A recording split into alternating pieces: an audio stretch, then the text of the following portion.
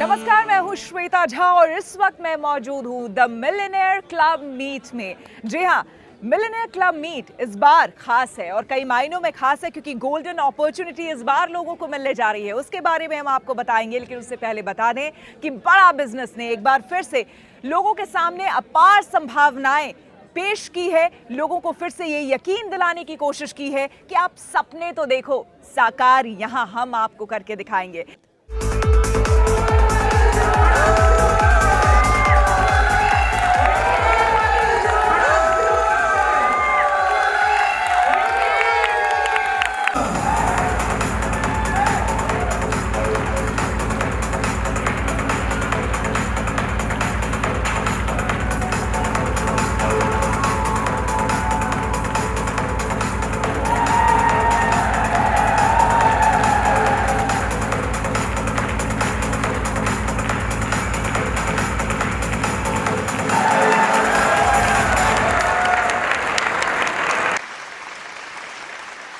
चलिए, अब हमारे बीच आ रहे हैं राजेंद्र सिंह रावत। Please welcome Rajendra Singh Rawat. ये जो विश्वास आपके अंदर जगा राजेंद्र जी मैम। आप एक लेबर के तौर पर काम करते थे, आप कहाँ के रहने वाले हैं? सबसे पहले ये बताइए। मैम, हमारे भारत के अंदर ना एक बहुत प्यारा सा प्लेस है जिसको हम बोलते हैं उत्तराखंड। और उत्तराखंड के अंदर भी एक देवभूमि और उत्तराखंड के अंदर भी एक बहुत प्यारी जगह है, वो है नैनीताल। क्या बात है। और नैनीताल के अंदर भी मैम एक जगह और है जिसको हम ग्रोइंग सिटी बोलते हैं, हल्द्वानी। और हल्द्वानी से मैम 45 किलोमीटर दूर मेरा गांव पड़ता है। तो उस गांव का नाम है होराई खत्ता और किसी को नहीं पता उस गांव का नाम। और उस गांव से मैं बिलोंग करता हूं। और वहां से भी अगर हमें कहीं बाहर निकलना होता था हल्द्वानी जाने के लिए भी, तो 45 किलोमीटर दूर हमें खुद की ही गाड़ियों से निकलना होता था। तो वहां से बिलोंग करता हूं मैम। तो सबसे पहले तो ये बताइए कि परिवार में आपने जब शुरुआत की, आप कहाँ पर काम कर रहे थे और उस वक्त क्या सोच थी आपके अंदर कि पता नहीं आगे जीवन भविष्य क्या होगा? मैम, 2012 की मैं बात करूँगा आपसे। तो उस वक्त मेरे पिताजी की सडनली डेथ हो गई थी। तो उसके बाद मैं उस वक्त हाई स्कूल में पढ़ाई कर रहा था और मैं फेल हो गया एक साल, क्योंकि जब पेपर थे, एग्ज़ाम थे, तो पिताजी की डेथ हो गई। तो मैं पढ़ाई नहीं कर पाया आगे। तो फिर मम्मी ने प्रेशर किया कि चलो इस बार तुम हाई स्कूल पढ़ाई कर लो। परिवार में और कौन कौन है? अभी मेरी एक मदर हैं और 2 मेरे भाई हैं। अदरवाइज़ जो पिताजी थे उनकी डेथ हो चुकी है, तो हम अभी 4 लोग ही हैं। तो फिर मम्मी ने कहा ऐसा करो, तू पढ़ाई कर ले और मैं कुछ भी करके, मैं मजदूरी करके तुझे पढ़ाऊँगी। और खेतों में काम करके और दूसरों का काम काज करके मम्मी ने मुझे पढ़ाया। तो मैंने हाई स्कूल 2014 के अंदर मैंने कंप्लीट कर लिया था। उसके बाद फिर एक मिडिल क्लास फैमिली की मैम जो बच्चे होते हैं उनके ऊपर जब जिम्मेदारी आती हैं तो फिर वो आगे पढ़ाई का सोच नहीं सकते। तो उसके बाद फिर मैंने पढ़ाई को ड्रॉप कर दिया और उसके बाद फिर मैं एक होटल के अंदर मैंने काम किया। लगभग 2 साल मैंने वहाँ काम किया। फिर मैंने एक फैक्ट्री के अंदर काम किया, 12 घंटे काम करता था। और कभी कभी जो कंपनीज़ के ओनर होते थे, तो जो वहाँ के सिक्योरिटी गार्ड होते थे, वो मुझे घर भगा दिया करते थे कि तुम्हारी एज बहुत छोटी है, कंपनी के अंदर विजिटिंग होगी तो तुम्हें पकड़ लेंगे, तो कंपनी को नुकसान हो जाएगा, तुम चले जाओ। तो कभी कभी मैं घर से जंगल से होते हुए 8 किलोमीटर दूर जाया करता था और उस एरिया का नाम है सितारगंज। तो वहाँ जाता था मैं और कभी कभी मुझे वापस आना पड़ता था रिटर्न होकर। तो मतलब आप काम करने जाते थे लेकिन आपकी कम उम्र होने की वजह से आपको भेज दिया जाता था? Exactly ma'am. तो मुझे वापस भेज दिया जाता था। तो इस तरीके से फिर मैंने एक कंपनी चेंज की और उसके बाद में 1-1.5 साल बाद फिर मैं 18 साल का पूरा भी हो गया। तो फिर मैंने आधार कार्ड भी बनवा लिया। तो उसके बाद फिर मैंने लगातार 4 साल मैंने काम किया फैक्ट्री के अंदर। और 2018 के अंदर जो मेरी मदर है 2017 के अंदर, तो मेरी मम्मी आग से झुलस गई थी काफ़ी ज़्यादा। तो उसके बाद फिर उन्हें हॉस्पिटल में जब एडमिट किया गया तो 3.5 लाख रुपए से भी ज़्यादा का खर्च। और उस वक्त मेरी जो सैलरी थी वो 5300 के आसपास थी, 5300 के आसपास थी।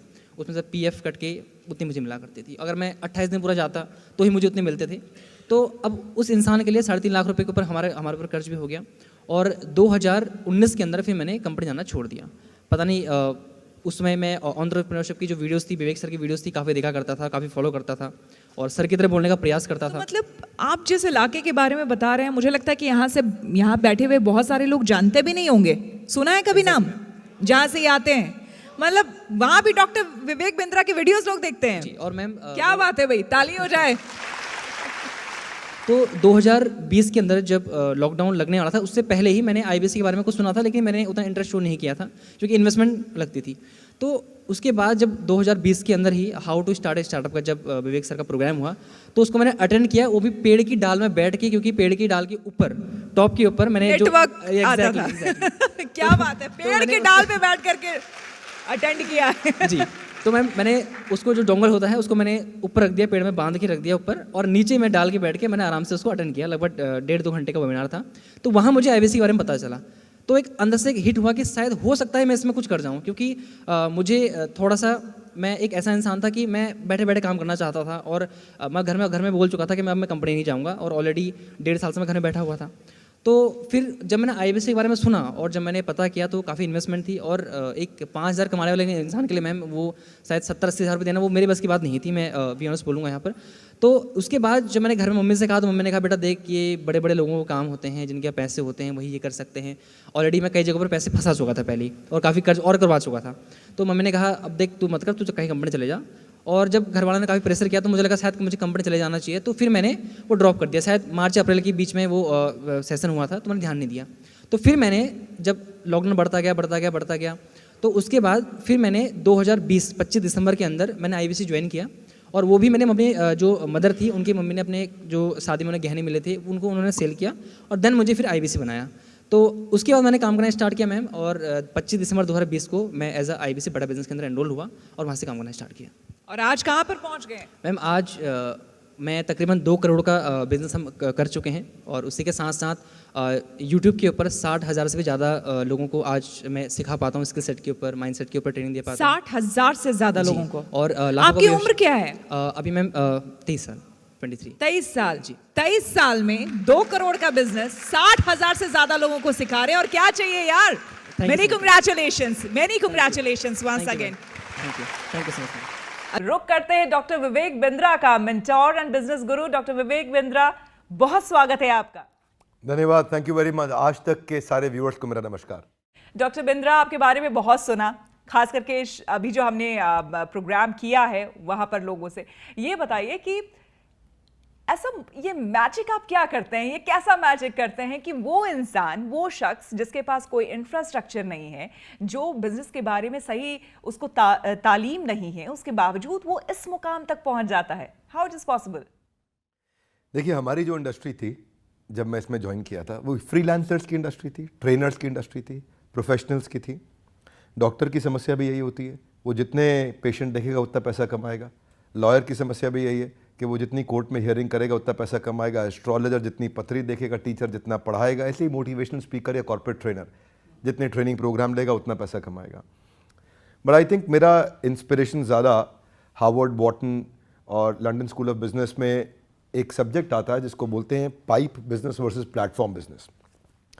तो मैंने प्लेटफॉर्म बिल्ड करने पे काम किया। जिन लोगों से आज आप मिले वो सारे हमारे इंडिपेंडेंट बिजनेस कंसल्टेंट्स हैं, हमारे माइक्रो फ्रेंचाइजीज हैं। और आपको श्वेता जी जान के अच्छा लगेगा कि आज देश में डोमिनोज हो सकता है कि भागलपुर के पास में किसी गांव के अंदर अपना पिज्ज़ा पहुंचाने में 25 मिनट 30 मिनट लगा दे, लेकिन आज किसी भी प्रोडक्ट का डेमो देने के लिए मेरी man power single digit of minute में पहुंच सकती है, यानी कि 10 से कम मिनट में, 8 मिनट 9 मिनट में मेरी कवरेज आज इतनी बड़ी है। मैं आज इस समय यूनिलीवर का एक सब्सटीट्यूट बनने जा रहा हूं आज डिस्ट्रीब्यूशन नेटवर्क को लेकर के। इतना बड़ा डिस्ट्रीब्यूशन नेटवर्क बिल्ड किया। टॉप बैंक्स हमारे देश के आज फाइनेंशियल प्रोडक्ट्स को लेकर के हमारे साथ पार्टनर करना चाहते हैं कि कैसे हम उनके प्रोडक्ट्स को प्रमोट करें, हमारे अपने एजुकेशनल प्रोडक्ट, वो कंटेंट, वो हैंड होल्डिंग सपोर्ट। तो कोई भी एंटरप्रेन्योरशिप से संबंधित अगर कोई प्रॉब्लम है तो वो आज बड़ा बिजनेस सॉल्व कर रहा है।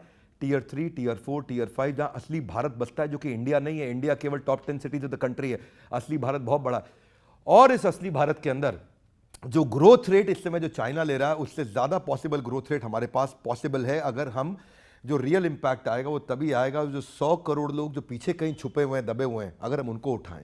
वही हमारा काम है। एक ऐसा प्लेटफॉर्म हमने तैयार किया। आज आप इंडिपेंडेंट बिजनेस कंसल्टेंट से मिले, मैंने इसको इतना इडियट प्रूफ मॉडल बनाया, इतना फूल प्रूफ, जिसको फूल प्रूफ का साधारण भाषा में अर्थ हुआ कि ऐसा जो कम बुद्धि का व्यक्ति है वो भी सफल कैसे हो जाए, है ना। या जो ये आपके कोर्स में बाकायदा बताया जाता है। हम अपने कोर्सेज में, अपने हैंड होल्डिंग सपोर्ट में, अपनी टेक्नोलॉजी के माध्यम से, अपनी लीडरशिप के माध्यम से, हमारी सफलता हमारी लीडरशिप, हमारी टेक्नोलॉजी और हमारा प्लेटफॉर्म ही है जिसके कारण आज हजारों लाखों लोग हमारे साथ में मिलकर ग्रो कर रहे हैं। तो अगर मैं आपसे अगर ये पूछूं कि एक शख्स जिसने MBA किया हो, दूसरा शख्स जिसने आपका कोर्स किया हो, वर्सेस, तो वो ज्यादा बड़ा सिंपल। मेरा काम नहीं है कि मैं अपनी तारीफ करूं, अच्छा रहेगा आप उन लोगों से मिलें, उनके टेस्टिमोनियल्स लें, उनसे जानें। हाँ, क्योंकि देखिए MBA मैंने भी किया, लेकिन मैं अपना MBA में ये समझता हूं कि जो कंसेप्चुअल जो थियोरेटिकल क्लासरूम बेस्ड अप्रोच के साथ पढ़ाया जाता है, जो वाइट बोर्ड पर पढ़ाया जाता है, वो पढ़ाई एक्चुअली एप्लीकेशन में इसलिए नहीं आ पाती क्योंकि जो प्रोफेसर आपको पढ़ा रहा है वो प्रोफेसर भी ज़्यादातर चांसेस हैं कि उसने इसीलिए प्रोफेसर बना कि उसको कोई और अच्छा काम नहीं मिला। हमारे देश के प्रोफेसर जिनकी मैं इज्जत तो करता हूँ, पर मैं चाहता हूँ कि वो ग्रो करें, क्योंकि उनकी जो थियोरेटिकल पढ़ाई है वो एग्जीक्यूशन में मदद नहीं कर पाती। तो MBA की पढ़ाई किससे होनी चाहिए? देखिए, अगर आप डॉक्टर्स को देखें ना तो उनकी क्लासरूम लर्निंग इफेक्टिव नहीं होती, उनकी बेड साइड लर्निंग इफेक्टिव होती है। यानी कि अस्पताल में बेड के साइड पे खड़े होकर वो जितना सीख सकते हैं उतनी क्लासरूम में पढ़ करके नहीं सीख सकते। ठीक उसी प्रकार बिजनेस में भी, जिसने बिजनेस किया हो जब वो बिजनेस सिखाता हो, तो हमारे जो बिलियनियर प्रोफेसर्स हैं जब वो आके बिजनेस सिखाते हैं, जिन्होंने खुद बिजनेस को बिल्ड किया, तो वो पढ़ाई बहुत काम की होती है। डॉक्टर बिंद्रा, आप ही की बात से यहीं से मैं आगे बढ़ाती हूँ। आपने कहा कि practical knowledge is very important, वो बहुत ज़रूरी है थ्योरेटिकल से। आप ये मुझे बताइए कि आपके जितने भी कोर्सेज हैं वो सारे ऑनलाइन हैं मोस्टली, तो उसमें प्रैक्टिकल नॉलेज तो कोई भी इंसान गेन उस समय कर नहीं रहा होता है, उसके बावजूद वो कामयाब कैसे होता है? नहीं, पहले तो खैर डिजिटल नहीं है, सब फिजिकल है, फिजिकल प्लस डिजिटल। हमारे फिजिकल इवेंट्स भी होते हैं, लोग वहाँ भी आते हैं, लेकिन ये मेरे अलावा कई लोग पूरा डिजिटल भी कर रहे हैं। मैं उनके लिए भी कहना चाहूँगा और अपने लिए भी कहना चाहूँगा कि डिजिटली भी आपके पास इंटेलिजेंस होना चाहिए कि आप कंटेंट का डिसेमिनेशन करते कैसे हैं। आप राइट एनिमेशंस देते हैं, राइट फ्रेमवर्क देते हैं, आप अगर चैट बेस्ड सपोर्ट देते हैं, कॉल बेस्ड कोच का सपोर्ट देते हैं, और अगर फिजिकल इवेंट्स भी करते हैं, आपको फ्रेमवर्क्स देने आते हैं, आपको रोल प्लेस कराने आते हैं, आपको क्वेश्चनर्स एक्सरसाइजेज आती हैं और आप उसका फॉलोअप टाइमली ले पाते हैं, एग्जीक्यूशन फ्रेमवर्क, तो हमारा काम केवल डिजिटल नहीं है, डिजिटल से बहुत आगे है। हम लोग इस इंडस्ट्री के अंदर नंबर 1, 2, 3 नहीं है कि आज तक नंबर 1 है, लेकिन हम अपनी इंडस्ट्री में दी ओनली 1 है। दी ओनली 1 का मतलब है कि नंबर 1 पे भी हम हैं, 2 पे भी हम हैं, 3 पे भी, 4 पे भी, 5 पे भी। वो सारी रैंक हम इसीलिए होल्ड करके चलते हैं क्योंकि हम रोज कंज्यूमर के नज़दीक बैठते हैं कि इसको क्या तकलीफ आ रही है, उसकी तकलीफों को कैप्चर करते हैं, उसको प्रोडक्ट में डालते हैं, फिर तकलीफ को कैप्चर करते हैं, प्रोडक्ट में डालते हैं। ये मंथन हम लोग लगातार करते हैं कि कंज्यूमर को चाहिए क्या है। असली ऑर्गेनाइजेशन ना श्वेता जी सफल वही होती हैं जो कस्टमर के हिसाब से प्रोडक्ट बनाती हैं, अपने हिसाब से नहीं। एक बहुत बड़ा इवेंट, एक मेगा इवेंट अभी अभी आप लोगों ने देखा, जिसमें हमने इंटरव्यू किया उन लोगों को और जाना उन लोगों के बारे में जो आपने देखा कि कहाँ छोटे से कस्बे से निकलकर बड़े बड़े सपने देखने वाले लोगों ने वाकई अपने सपने आज साकार किए और पूरे किए हैं। और उन सभी का यही कहना था कि अगर उनके साथ डॉक्टर विवेक बिंद्रा नहीं होते, उनका मोटिवेशन नहीं होता, उनके कोर्सेज नहीं होते, तो शायद उनके लिए इस मंजिल को पाना मुश्किल होता, और मुश्किल ही नहीं, नामुमकिन होता।